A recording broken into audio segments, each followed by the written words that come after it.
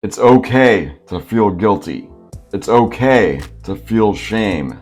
It's okay to feel regretful. But it's not okay to stay stuck in those feelings, and the only way out of them is through them. In this video, I'm going to show you 3 of the most powerful ways to forgive yourself. Forgiving yourself doesn't mean that what you did was okay. It means recognizing that you're a human being who made a mistake, and that mistakes are a part of life. So don't beat yourself up for making a mistake. Just take it as a learning experience and move on from there. You might be thinking, I've done it again. I made the same mistake. I always make the same mistake.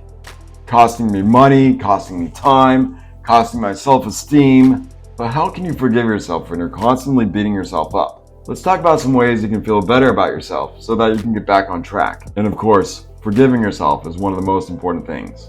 Number 1, as just mentioned, don't beat yourself up for making a mistake. We all make mistakes sometimes, and it's just part of life as being a human being.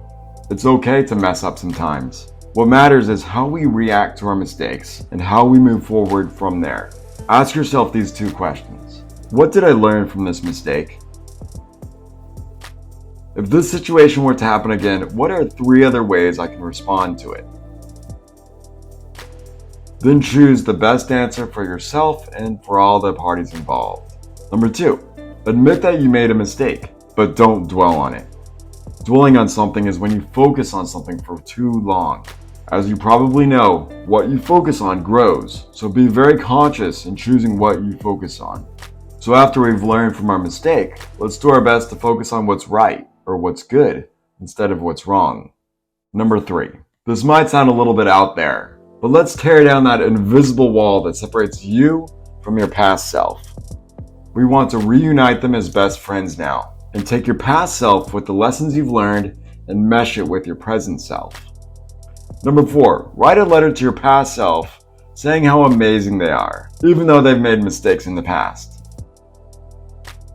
By writing this letter right now, you'll free your future self from having to forgive yourself for those actions of your past self. This is because by forgiving yourself now, your future self will be free from having to forgive yourself from future mistakes. And inevitably, we're all going to make mistakes in this lifetime.